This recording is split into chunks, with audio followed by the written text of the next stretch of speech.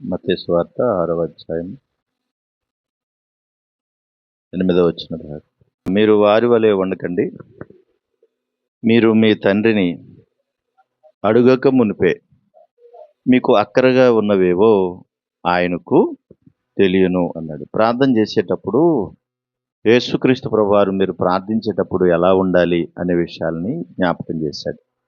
పైన 5వ వచనంలో మనం చూస్తే ప్రభువారు చెప్పినట్టుగా మీరు ప్రార్థన చేసేటప్పుడు వేషధారుల వలె ఉండొద్దు అన్నాడు. వేషధారి అనగానే మనకు తెలుసు, లోపలున్న పరిస్థితులు వేరు, పైన ఉన్నటువంటి సంగతులు వేరు.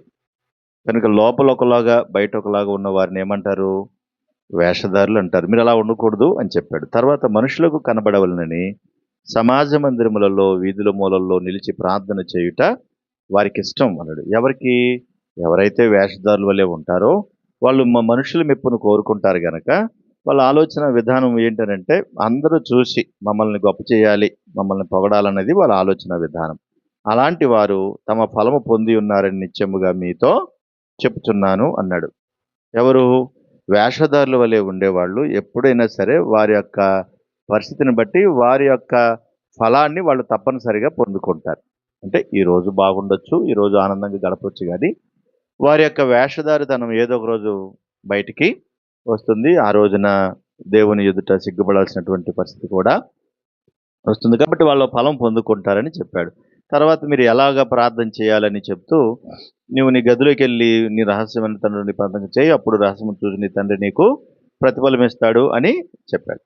తర్వాత 7వ వచనంలో చూస్తే, మరియు మీరు ప్రార్థన చేయనప్పుడు అన్ని జనుల వలె వ్యర్థమైన మాటలు వచ్చింపవద్దు, విస్తరించి మాట్లాడటం వలన తమ మనవి వినబడిన వారు తలంచుచున్నారు అన్నాడు. ఇక్కడ మీరు వారి వలె ఉండకండి అంటే ఎవరన్నమాట?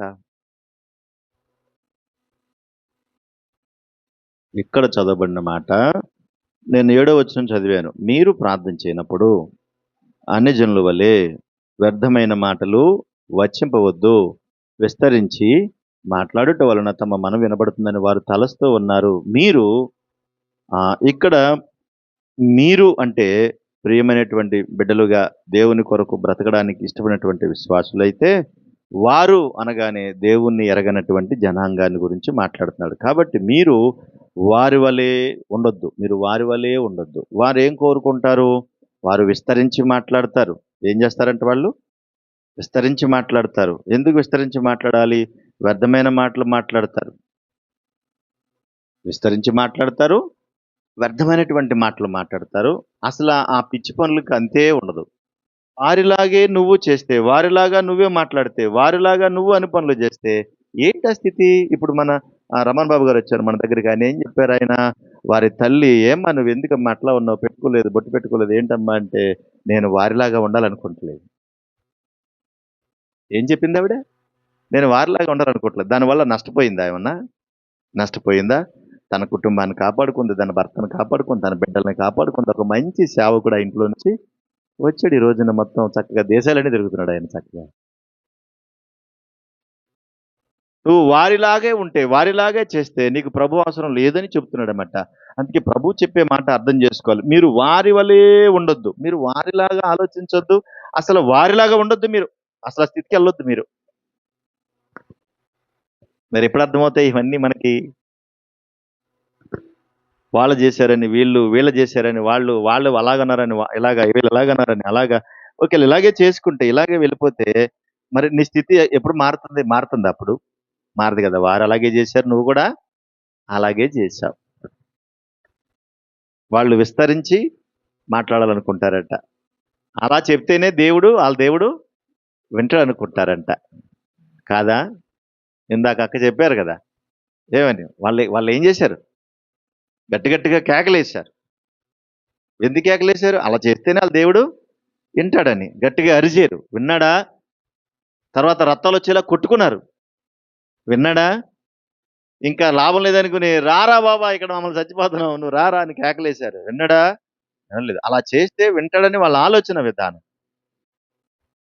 మీరు వారి వలె ఉండకూడదు. అప్పుడు ఏలి ఏం చేశాడు?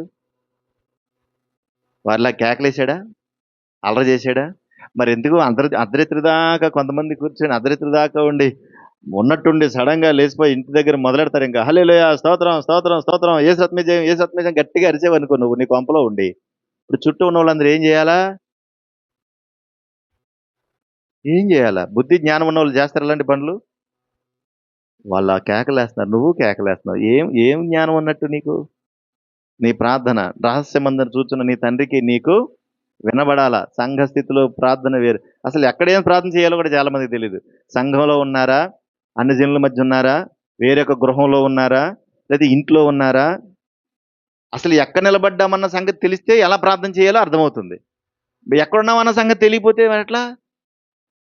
సంఘంలో చేయాల్సిన ప్రార్థన ఇంటి దగ్గర చేసి, ఇంటి దగ్గర చేయాల్సిన ప్రార్థన వీధిలో చేస్తే ఎలా ఉంటుందమ్మా?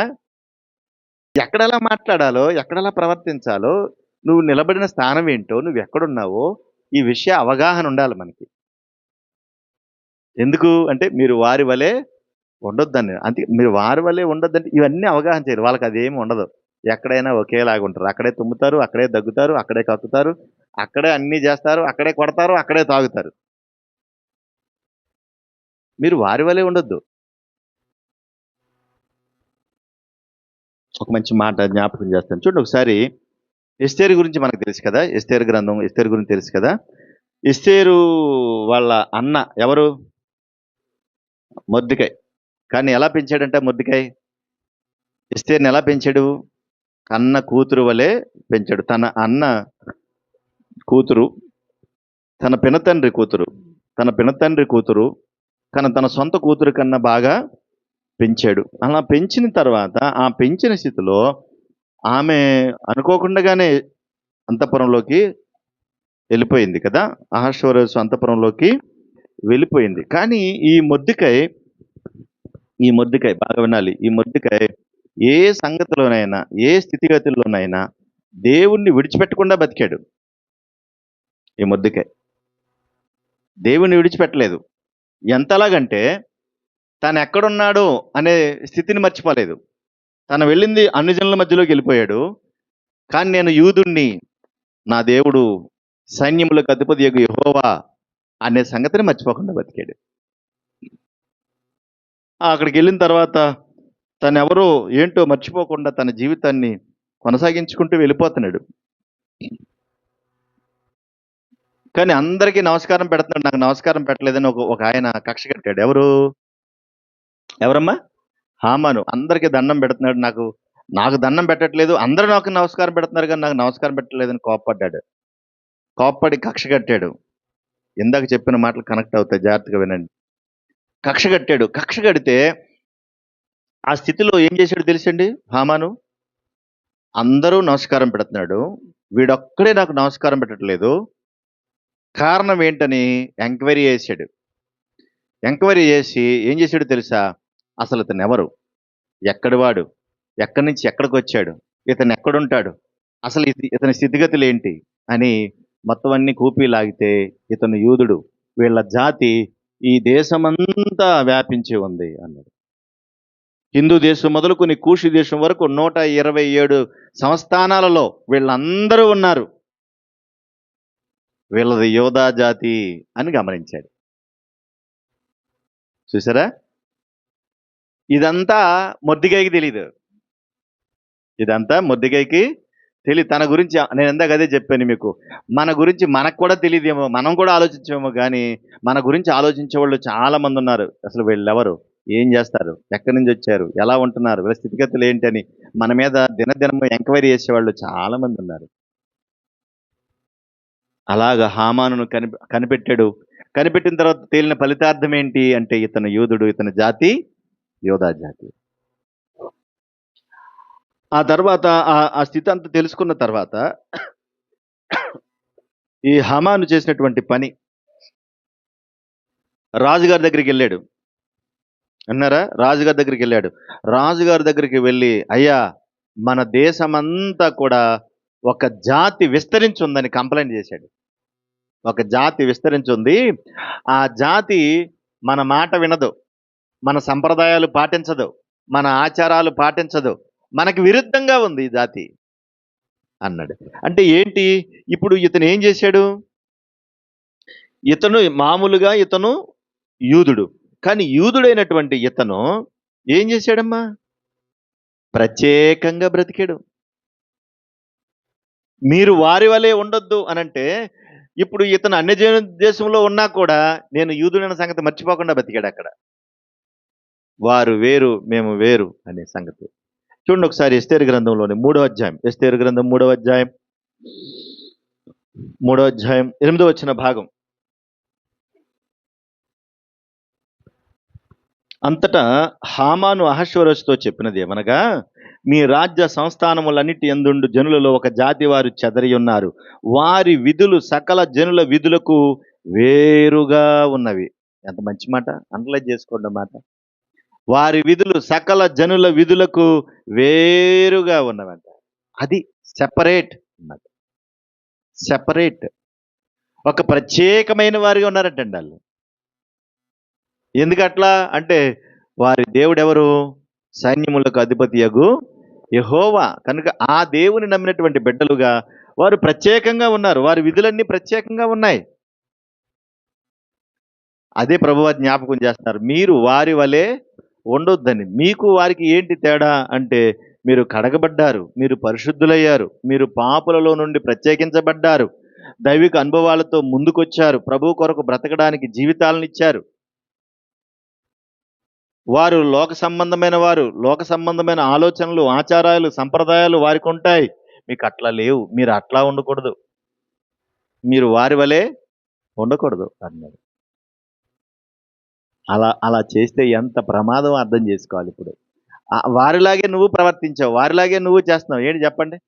నీ ప్రభువులో ఉండి నువ్వు అలాగ ప్రవర్తిస్తే గనక ఏదో ఒక రోజు ఈ భయంకరమైన శిక్ష అంతా నీ నెత్తి మీదకి వస్తుంది.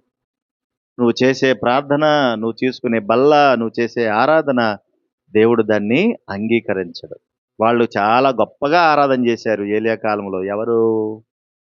ఆ బయలు ప్రవక్తలు. విన్నారా? దేవుడు విన్నాడు. వాళ్ళ దేవుడు విన్నాడు. పైగా ఏం చేశాడు? ఏలియాని పిలిచాడు. ఒరే బాబు, వాళ్ళు 450, వీళ్ళు 400, మొత్తం అందరిని ఒకే దెబ్బకి వేసేయమని చెప్పాడు. అందరిని వేసేసాడా లేదా? కనుక వారు చేసుకుంటారు, వారు ఆలోచిస్తారు, వాళ్ళు చేసుకుంటారు. నీకెందుకు విషయాలు? నీకు అనవసరమైనవి కదా శాంతమ్మ. నీకు అనవసరమైన సంగతులు కదా అవన్నీ. మనకి సంబంధం లేని విషయాలు. కాబట్టి మీరు వారి వలె ఉండొద్దు అని పదే పదే దేవుడు చెప్పినప్పుడు మనం అలాగే చేయొచ్చా? మరి చేయొచ్చా? వారు చూడండి, వారి విధులు సకల జనుల విధులకు వేరుగా ఉన్నవి.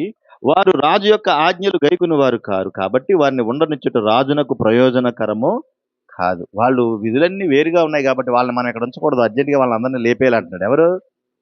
ఆమెను అందరినీ చంపేయమంటున్నాడు. కక్ష కట్టాడు. ఈ గొడవ అంతా ఎందుకు వచ్చిందో తెలుసమ్మా? నమస్కారం పెట్టలేదని. గొడవ అంతా ఎందుకు వచ్చిందిరా బాబు అని అంటే, సైన్యాధిపతి, మీరు అర్థం చేసుకోండి, చిన్న విషయం కాదు అది అమ్మా, చిన్న విషయం కాదు అది. ప్రజలందరూ వస్తున్నారు, వీడేమో గుర్రం ఎక్కి దాని మీద అలా దర్జాగా నుంచున్నాడు. రాత్రి అలా దర్జాగా వీడు వెళ్ళిపోతుంటే అందరూ, హామాన్ గారు నమస్కారం అండి, నమస్కారం అండి, నమస్కారం అండి, నమస్కారం అండి, నమస్కారం అండి అని అందరూ చెప్తుంటే, మొద్దుగే దగ్గరికి వచ్చినడికి నువ్వెవడవరో నాకెందుకురా చూస్తూ ఉంటే అందరూ నమస్కారం పెట్టి ఇతను ఒక్కడు ఎలా పెట్టుకుని చూస్తూ ఉంటే ఏమనిపిస్తుంది? మీరు కూడా చెప్పండి సామాన్యంగా. మాట చూడండి ఒకసారి, 4వ మాట చూడండి, 4వ వచనం చూడండి, 3వ అధ్యాయం 4వ వచనం ముగించేస్తాను చూడండి. ఈ ప్రకారము వారు ప్రతి దినము అతనితో చెబుతూ ఏమని చెబుతున్నారు? ఒరే, అందరూ దండం పెడుతున్నారు, నువ్వు దండం పెట్టరా, అందరూ దండం పెడుతున్నారు, నువ్వు దండం పెట్టరా, నువ్వు ఎందుకు పెట్టవరా, నువ్వు పెట్టరా, నువ్వు పెట్టరా అందరూ చెప్తున్నారంట. వాళ్ళు అతనితో చెప్పుచూ వచ్చినను అతడు వారి మాటను చెవిని బెట్టకపోయెను గనుక వారు మృద్దికై యొక్క మాటలు స్థిరపడనులో ఏదో చూతమని దాన్ని హామానుకు ఈ దండం పెట్టే బ్యాచ్ అంతా కూడా దండం పెట్టలేదని అతని గురించి చెప్పారు. చూసారండి ఎంత కోపం వచ్చిందో వీడికి. అసలు అందరూ దండం పెడుతున్నా, మీకు దండం పెడతలేదండి వీడు. ఇదో బ్యాచ్. లేరు ఎలాంటి బ్యాచ్? లేరండి. అది ఇదో పెద్ద బ్యాచ్ అండి బాబు, చాలా ప్రమాదకరమైన బ్యాచ్ ఇది కూడా. అందరూ దండం పెట్టినా కానీ వీడు పెట్టట్లేదు. చూసారండి, మీరంటే అసలు లెక్కే, మీరంటే అసలు గౌరవమే, మీరంటే అసలు మర్యాదే లేదు. చూడండి ఎలా ఉన్నాడు చూడండి అసలు అనేటప్పటికి ఇంకా ఏమైపోద్ది, ఇంకా ఇంకా ఎక్కువైపోద్ది కదా. అప్పుడు అనుకుంటున్నాడు. అలా చూస్తుంటే మళ్ళీ ఏమన్నట్టుగా ఇతని దగ్గరికి వచ్చారు. ఒరే దండం పెట్టరా అంటే అప్పుడు ఆయన అంటున్నాడు, నేను యూదుడను గనుక ఆ పని చేయజాలనని చెప్పి ఉండెను. ఏమని చెప్పాడంట? నేను యూదుడును గనక మీరు అందరూ దండం పెట్టిన నేను మాత్రం ఆడికి దండం నేను పెట్టను. నేను పెట్టను. నేను యూదుడిని, నేను పెట్టను. ఏం చేసుకుంటావో చేసుకురా పా అన్నాడు. అప్పుడు ఇంకా పౌరుషం వచ్చిందన్నమాట. అప్పుడు లెక్కలు తీశాడు. అసలు ఈడెవడు? ఎక్కడి నుంచి వచ్చాడు? అందరూ దండం పెడతంటే ఈడెందుకు దండం పెడతలేదు? అందరూ చూస్తారని చెప్తున్నాను. అందుకే మనల్ని అందరూ గమనిస్తా ఉంటారు. అలా చూస్తూ ఉంటారు. ఇలా ఇలా ఈ మొద్దుకై ఏం జరిగినా సరే దేవునికి భయపడ్డాడు కానీ అతనికి మాత్రం భయపడలేదు. ఎందుకు అంటే మీరు వారి వలె ఉండొద్దని ప్రభు అన్నాడు గనక. వారి వలె బ్రతకలేదు. దేవుడు వదిలిపెట్టాడా? చంపడానికి ప్లాన్ చేశాడు, ఉరిశిక్ష చేయడానికి ప్లాన్ చేశాడు. దేవుడు ఊరుకున్నాడా? ఏ ఊరేసి చంపేద్దాం అనుకున్నాడో ఆ ఊరి మీద అతన్నే ఉరి తీసేశారు కదా. దేవుడు వదిలేశాడా? కనుక నువ్వు తీసుకున్న గోతులో నువ్వే పడతావు అంటాం కదా మనం. అలాగే అతను తీసుకున్న గోతులో అతలే పడ్డాడు, చంపించేశారు. కాబట్టి మన స్థితిగతులు ఎందులోనూ కూడా మీరు వారి వలె ప్రవర్తించొద్దు, మీరు వారి వలె ఆలోచించొద్దు. ఇది ప్రమాదకరమైంది. 1 కొరింథీ 10:8. 1 కొరింథీ 10:8. 1 కొరింథీ 10:8 చదవండి. తొందరగా చదవాలి, తొందరగా.